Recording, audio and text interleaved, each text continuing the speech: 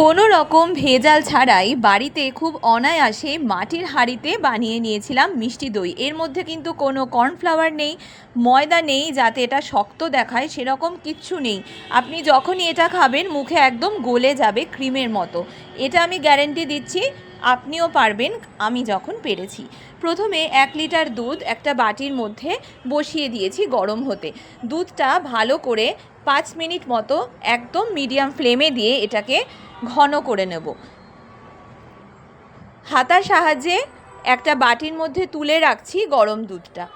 গরম দুধটা ভালো করে কিন্তু ফ্যাট মিল্ক হলে খুবই ভালো হয়। এই যে ফ্যাটটা থাকে সেটা কিন্তু খুব ভালোভাবে খেতে আরও টেস্ট লাগে। এরপরে এর মধ্যে দিয়ে দিলাম চিনি। চিনি এখানে আমি 5 বড় চামচ ইউজ করেছি, 4 থেকে 5 বড় চামচ। এরপরে আপনারা চাইলে কম বেশি করতে পারেন। তারপরে এটাকে আমি আরও ফোটাবো যাতে আরেকটু ঘন হয়, যেহেতু আমি চিনিটা এর মধ্যে অলরেডি দিয়েছি। এরপরে চলুন এটাকে আমাকে ক্যারামেল করতে হবে। একটা কড়াইয়ের মধ্যে নিয়েছি চিনি। এখানে আমি 2 বড় চামচ চিনি দিয়েছি। শুধুমাত্র রঙের জন্যই আমার এই চিনিটার প্রয়োগ করতে হবে। অল্প একটু চিনিটা গলতে শুরু করলে এর মধ্যে 1 চামচ করে জল দিতে হবে। 1 চামচ করে জল দেওয়া মানেই হচ্ছে এর কালারটা চেঞ্জ হবে, সুন্দর দেখতে হবে।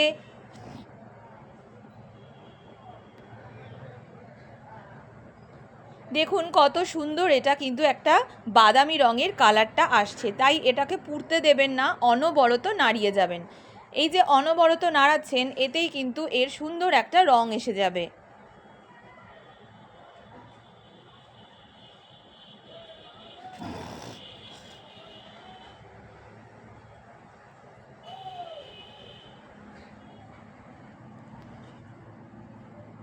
দেখুন কত সুন্দর একটা বাদামি কালার চলে এসেছে।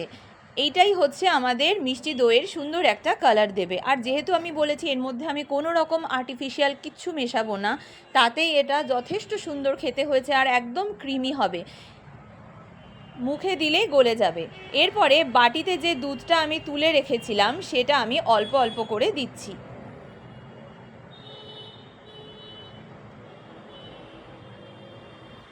আমি বাটিতে এই কারণেই দুধটা তুলে রেখেছিলাম, কারণ আমি ভেবেছিলাম যে কতটা পরিমাণে দুধ লাগে সেই অনুযায়ী আমি আলাদা একটা বাটিতে ঢেলে রেখেছিলাম।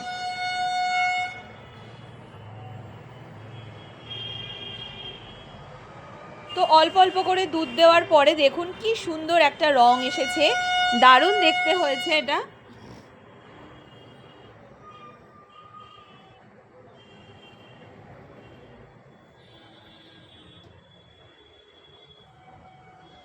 দেখুন ভালো করে এটা কিন্তু যত আমি এটাকে ফোটাচ্ছি তত সুন্দর একটা রং এসে যাচ্ছে। এরপরে আমি এর মধ্যে আস্তে আস্তে সব দুধটাই ঢেলে দেব।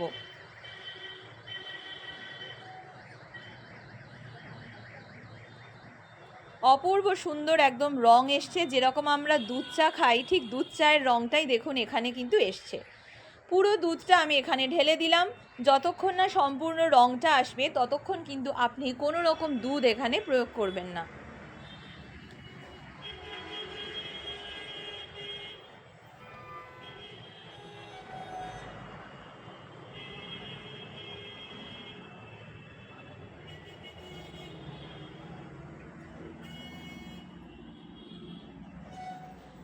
অপূর্ব সুন্দর দেখতে হয়ে গেছে।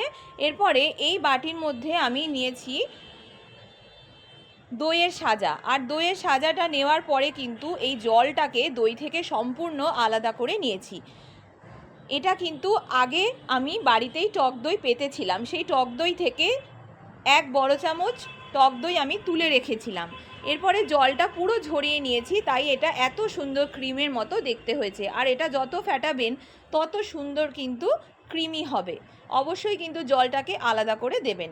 এরপরে আমি এর মধ্যে দিয়ে দিলাম এই যে দুধের যেটা আমি বানিয়েছিলাম এক্ষুনি দুধটা গরম করতে, তো সেটার মধ্যেই আমি দিয়ে দিলাম, কারণ এর মধ্যে দইয়ের সাজাটা এবার মিলেমিশে যাবে আর অপূর্ব খেতে লাগবে। একবার এইভাবে বানিয়ে দেখুন। এর মধ্যে কিন্তু আপনি চাইলে ময়দা দিতে পারেন, কর্নফ্লাওয়ার দিতে পারেন, তবে সেটা একটু থকথকে হয়ে যাবে আর দেখতে পুরো দোকানের মতো লাগবে, কিন্তু ওটা কিন্তু পিওর দই নয়, এটা একদম খাঁটি দই, আর এটা আপনি খেলেই বুঝতে পারবেন একদম ক্রিমের মতো দেখতে লাগে। এখানে আমি নিয়ে নিয়েছি মাটির একটা হাঁড়ি, আর এর পিছনে আমি দিয়ে দিয়েছি আটার দলা। আটাটা ভালো করে নরম করে মেখে নিয়ে মাটির হাঁড়িটার পিছনে লাগিয়ে আমি এই কৌটোর মধ্যে এটাকে বসিয়ে নিয়েছি।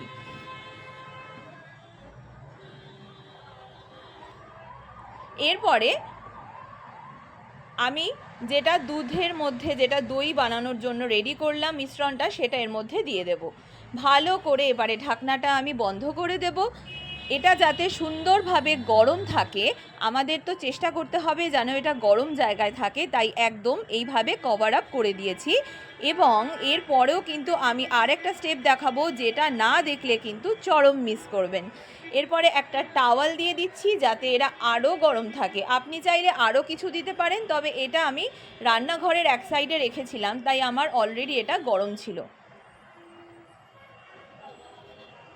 প্রায় একদিন পরে, মানে যেদিন আপনি বানাবেন তার ঠিক 24 ঘন্টা পরে আপনি এটাকে জাস্ট চামচ দিয়ে একটুখানি দেখবেন যে এটা পুরোপুরি বসেছে কিনা। না বসলে আপনি আরেকটু বসাতে পারেন। আশা করি